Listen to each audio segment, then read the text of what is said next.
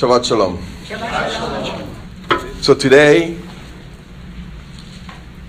we begin this weekend remembering the destruction of the temple. Solomon's temple was destroyed by the Babylonians on the 9th of Av.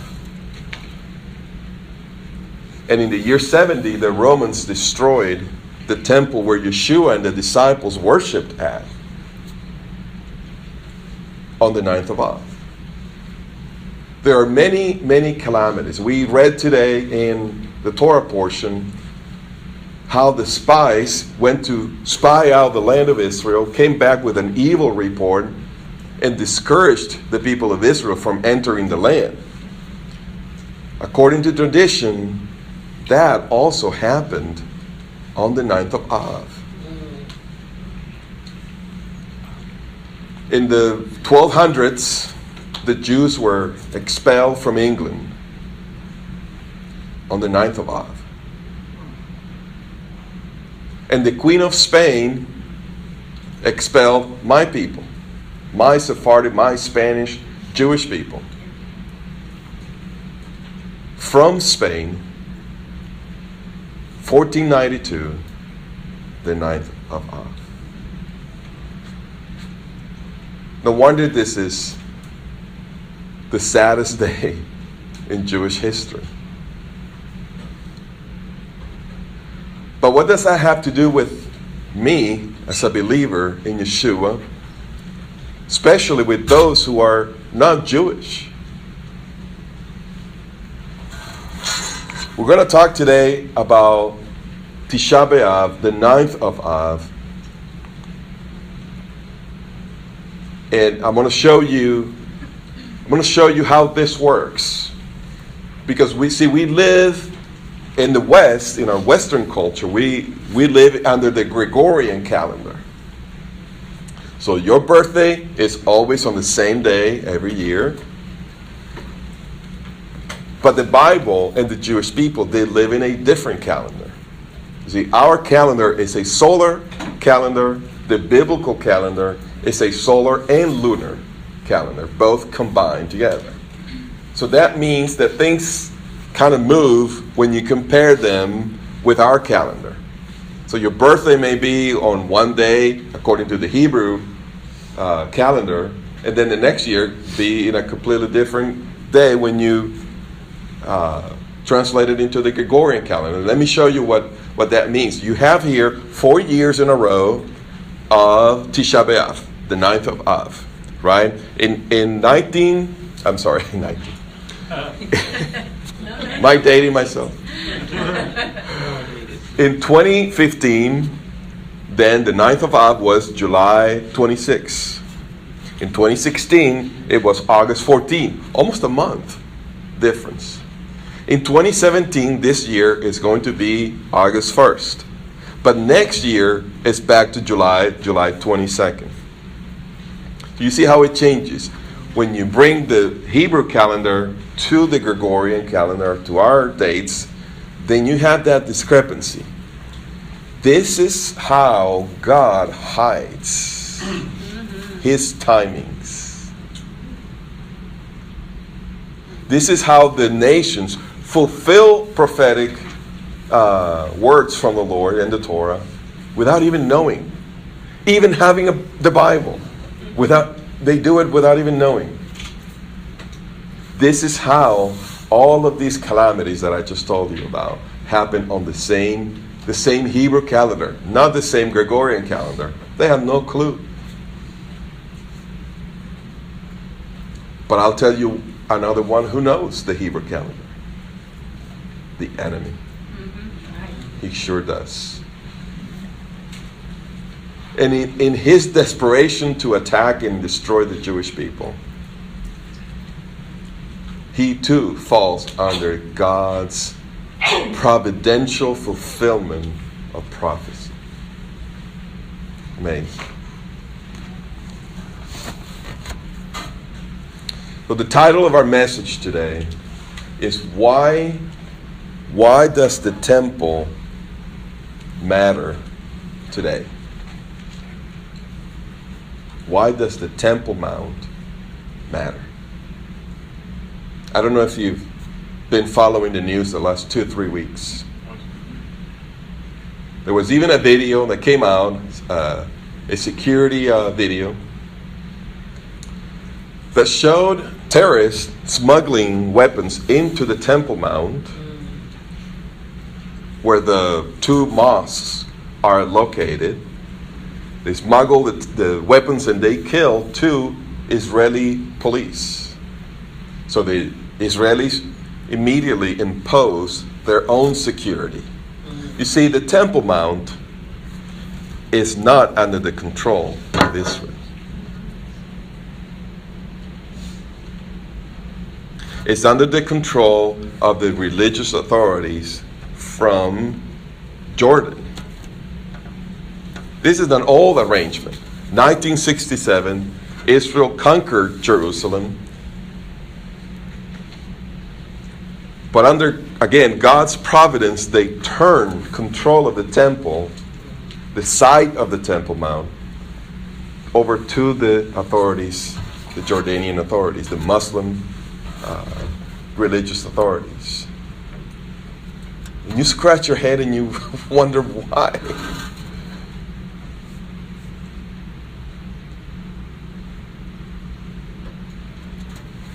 We may never know why, but we know God is in control, in His providence.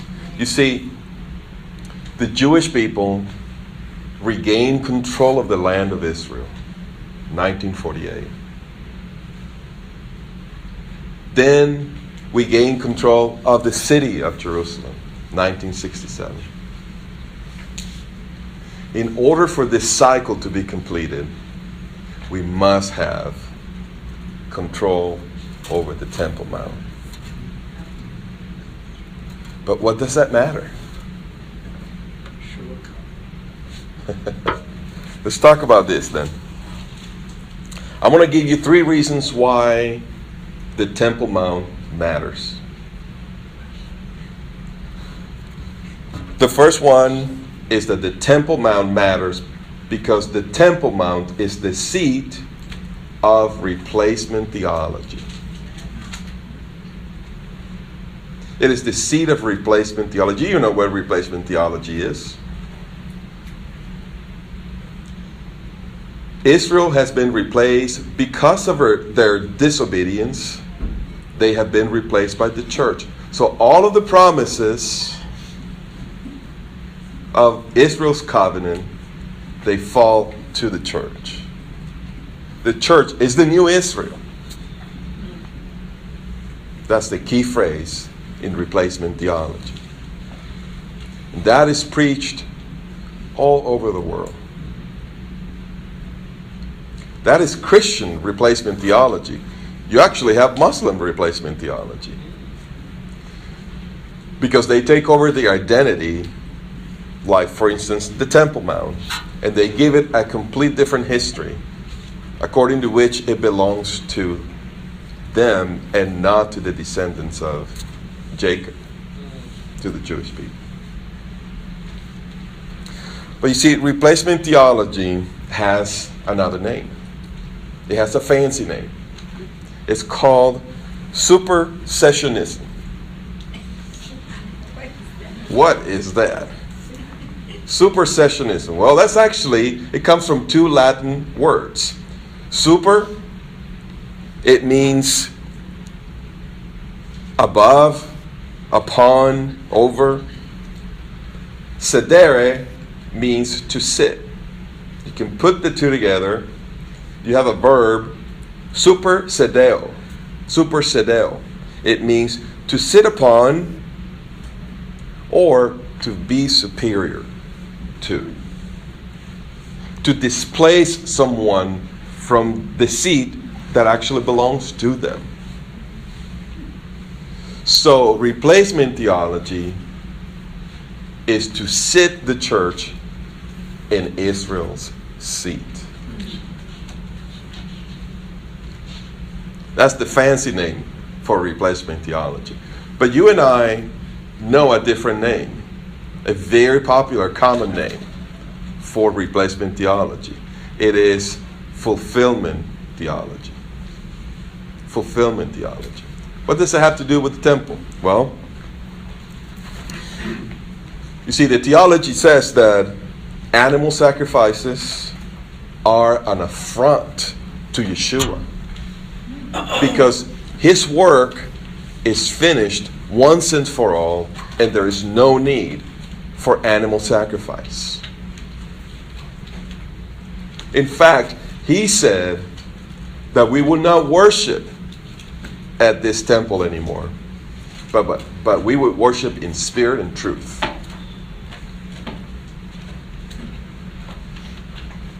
So the temple was passing away, according to the interpretation of the book of Hebrews, and it's already old, discarded, obsolete.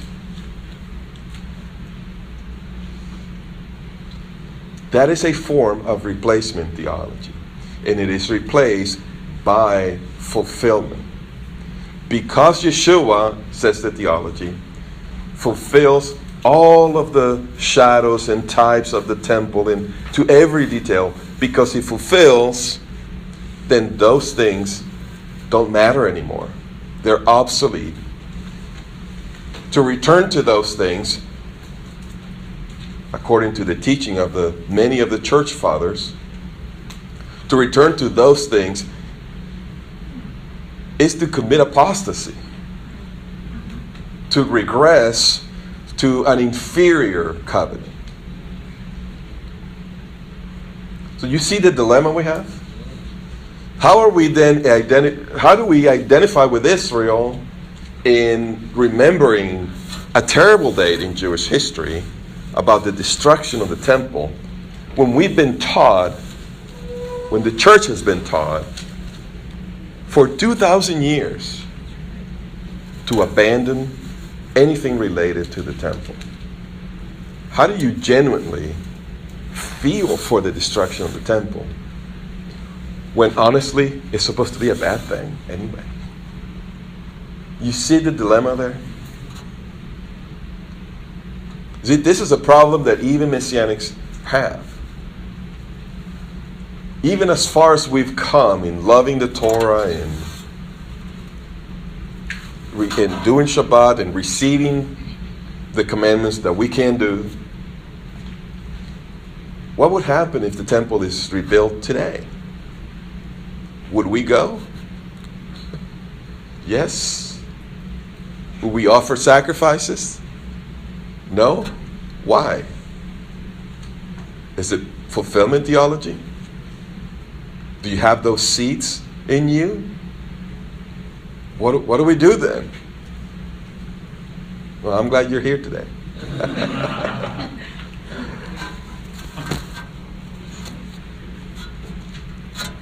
You see, a lot of the interest on the part of Christians regarding the temple has to do strictly with the coming of Yeshua, the rapture. It doesn't feel genuine for many Jews. It's almost like you're just trying to use us. And it's right. It feels that it is not genuine.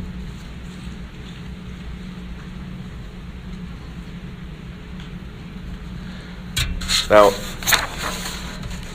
we're going to return to fulfillment theology and the connection between that and the fact that the temple does matter. But I want to also put forth that the temple matters because it is the seat of God. It is the place where the throne of God was established forever. It is the seat of God. The seat of God. Revelation 21, 1-3 says, "Then I saw a new heaven and a new earth, for the first heaven and the first earth had passed away. And there is no longer any sea. And I saw the holy city, New Jerusalem, coming down out of heaven from God, made ready as a bride adorned for her husband. And I heard a loud voice from the throne saying, Behold, the tabernacle of God is among men, and he will dwell among them, and they shall be his people, and God himself will be among them. Jump to verse 22. It says, I saw no temple in it, in the city. I saw no temple in it. We're talking about the Temple Mount. I saw no temple. For the Lord God Almighty, the Almighty, and the Lamb are its temple. So heaven is represented by Jerusalem. If we don't care about Jerusalem, what does that say about what we think of heaven? See, we can't say it's just a shadow. Listen, the shadow of a person means the person is close by. You can't just throw away the shadow. It means there's the presence of that which is genuine and tangible and the real thing. So the shadow is part of the reality that we're speaking of. In this case, the temple. So Jerusalem represents heaven, but the temple itself, it says there is no temple because the temple is actually God. He himself is the temple. That's what Revelation says. And the Lamb. So to not care about the temple is to not care about the thing that represents him. What do you think my wife would think if I didn't care about this? Now I can be careless and I can, work with it and scratch it, but that's not what I mean. If I really, really didn't care about it, about the symbol, about what it means. You see, that's what people do with the temple. Don't care about it. It's past. It's old, obsolete. It was fulfilled. I have nothing to do with it. It is bad to go back to that. Another one, Revelation 22, 1 and 2. It says, Then he showed me a river of the water of life, clear as crystal, coming from the throne of God and from the Lamb. In the middle of the street was the throne. On either side of the river was the tree of life. What is that painting for you? Does that sound familiar to you? The river, the tree of life on both sides, and the throne of God is in the middle. We're talking about Eden, right?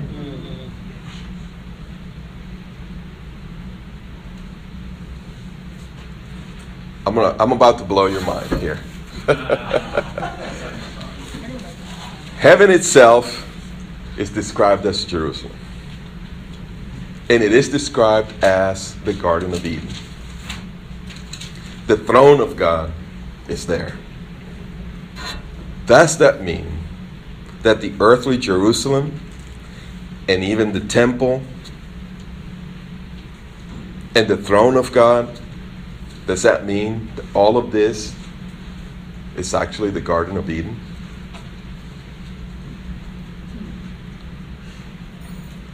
Does that mean that the Temple Mount that you hear about in the news, that you see the wall, the Wailing Wall, the Western Wall, does that mean that that place is the Garden of Eden?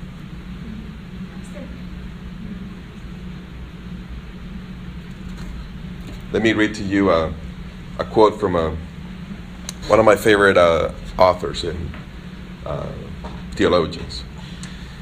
He says, let's see, did I put that? Yeah, I put that on the screen for you. You can read it along with me.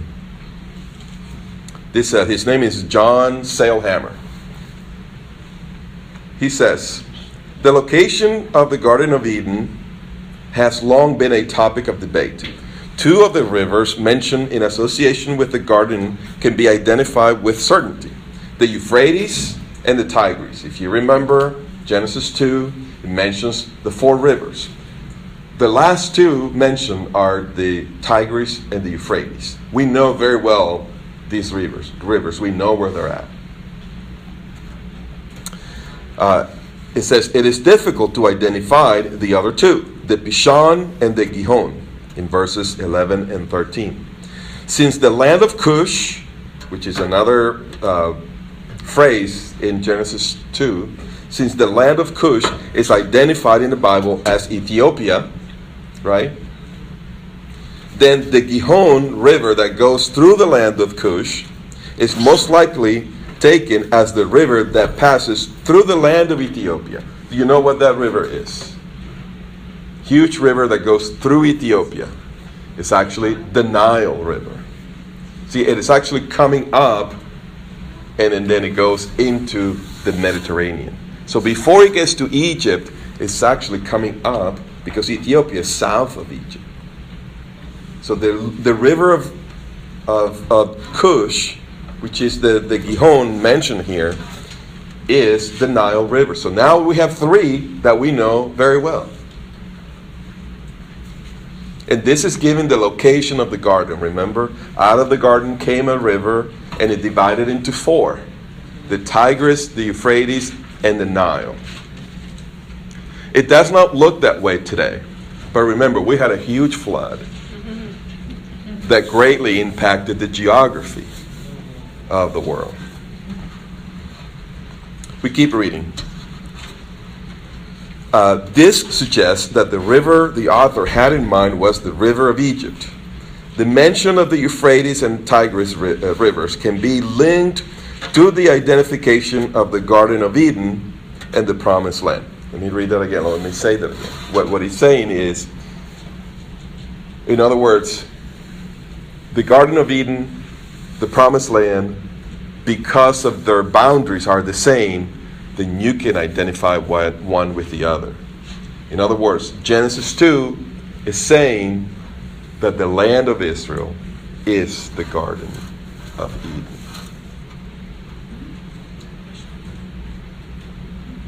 Great implications there.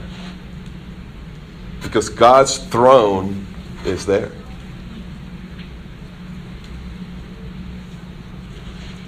And he stationed cherubim preventing the entrance.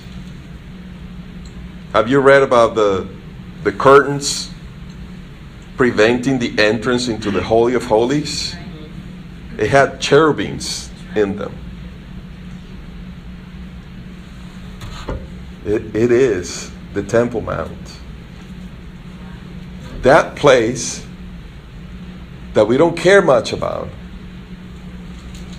that we've been taught is discarded and old, fulfilled. That is the place of the throne of God on earth. Does the Temple Mount matter? Absolutely. Absolutely, it matters. Look what it says in Genesis 15:18. It says, "On that day the Lord made a covenant with Abraham, saying, 'To your descendants I have given this land, from the river of Egypt as far as the great river, the river Euphrates.'" The promised land is Eden. Now, just as we see in Revelation that the garden was in Jerusalem and that God's throne is in Jerusalem, so the garden is the Temple Mount. That is reason enough to care about the Temple Mount. Doesn't that explain to you why this is the most fought for piece of real estate in the history of the world? Doesn't that make sense now? This is what the enemy is doing. This is what Satan doing himself all that. That's exactly our third point. See, our third point is that the Temple Mount, she read my notes.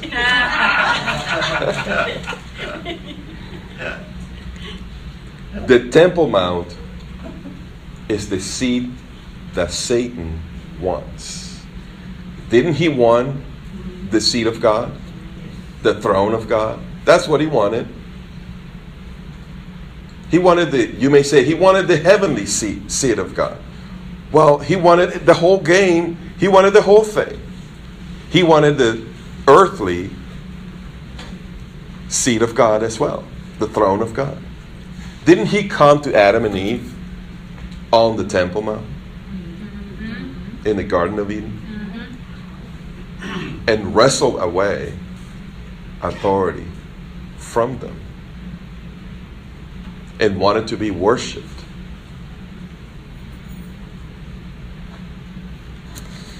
Because the Temple Mount is the seat of God on earth, Satan wants it. He wants to replace God. Satan is the origin of replacement theology. He is the first that demonstrated supersessionism. To sit on the seat of someone else. On the seat of God himself.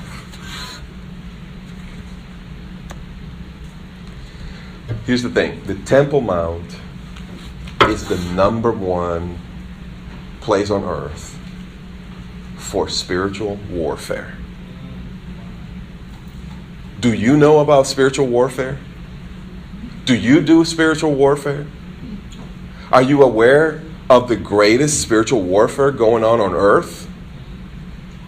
If you said yes to the first ones, but no to the third question, we need to wake up. We're missing the whole point. And it is a dangerous thing, let me tell you. It's a dangerous thing. Why?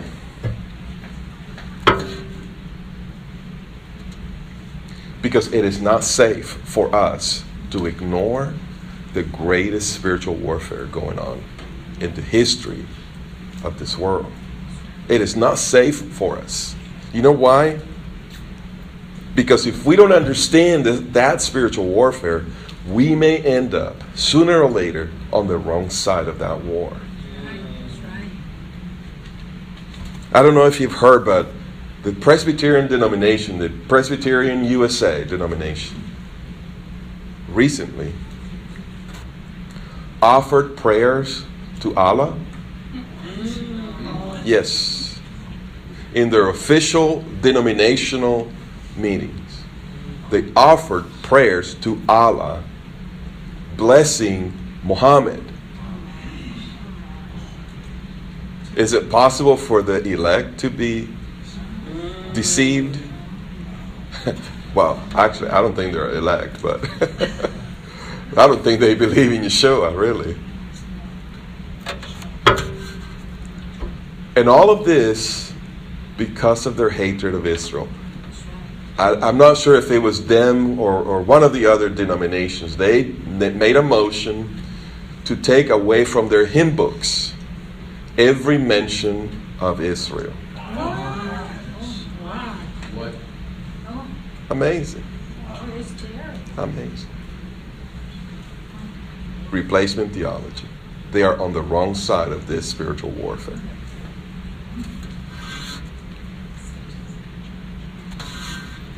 You see, if the Temple Mount is the Garden of Eden, then the Temple Mount is where humanity fell. Where Adam and Eve fell. Right there at that place. That's where you were created. It was right there. Should you care about that place? Amen. Yes. I think we should be like what the Pope does. We should go to that place, bow down to the ground, and kiss that ground. It is ground from that place that God took, put together, and formed man and woman. It is that place. Should we care about that place?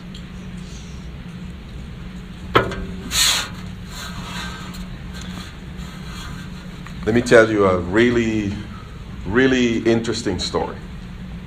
1 Chronicles 21. It says, verse 18. Then the angel of the Lord commanded God is a prophet, to say to David, that David should go up and build an altar to the Lord on the threshing floor of Ornan, the Jebusite. Remember when David went out and counted the people? He took a census of the people disobeying the Lord, and the Lord sent a plague that was really going through the people. And the Lord said, if you want to stop this plague, go to this place and build me an altar there. All right, so that's the context here. Verse 19. So David went up at the word of God, the prophet, which he spoke in the name of the Lord. Verse 20. Now Ornan turned back and saw the angel, and his 4 sons who were with him hid themselves, and Ornan was threshing wheat. He was in a threshing floor. I'm going to tell you in a minute what that means.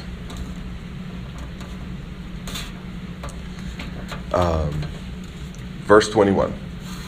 Is that still? I can't tell which. Okay. So as David came to Ornan looked and saw David and went out from the threshing floor and prostrated himself before David with his face to the ground. Then David said to Ornan, give me the side of this threshing floor, that I may build on it an altar to the Lord. For the full price you shall give it to me, meaning I'm going to buy it from you. That's really what he's saying. That the plague may be restrained from the people. See, where am I at? Right there. Perfect. Verse 23. Ornan said to David, take it for yourself. In other words, you don't need to pay me. I want to give it for the Lord. And let my lord the king do what is good in his sight. See, I will give the oxen for burnt offerings. I'll explain that in a moment. And the threshing sledge for wood. And the wheat for the grain offering. I will give it all.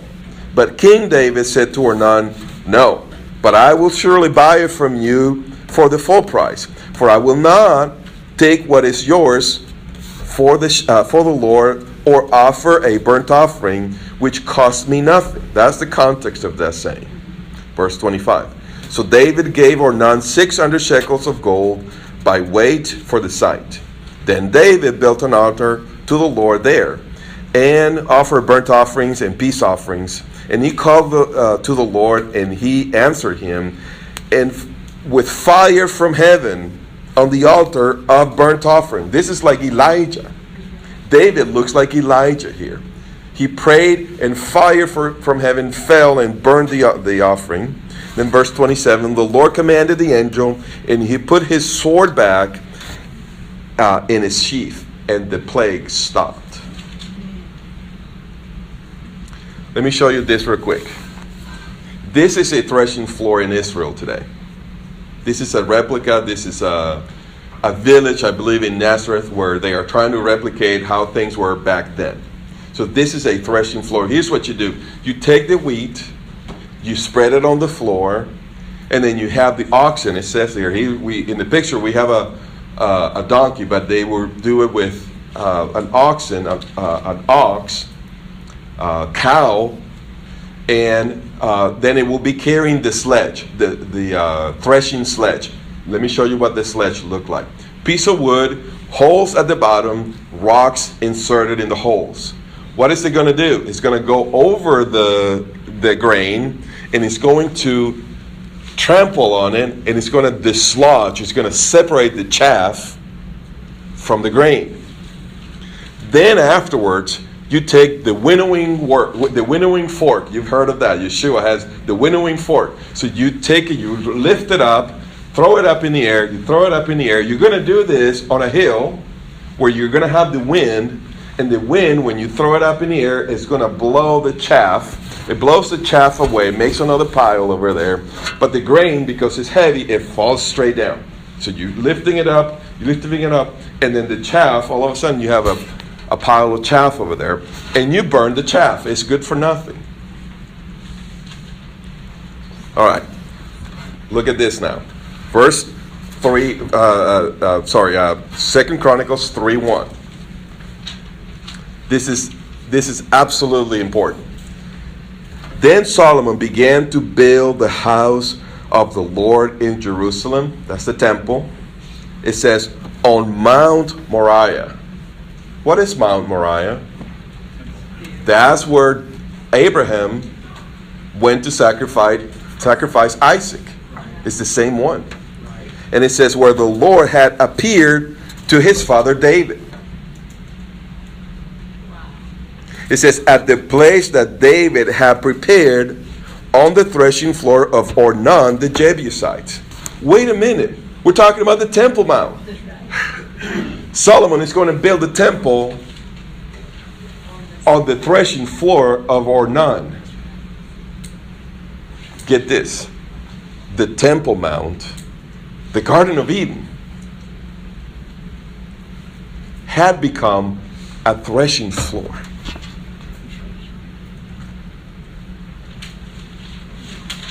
And through David and Solomon, the Lord turned it back into what it is. A temple for his throne. But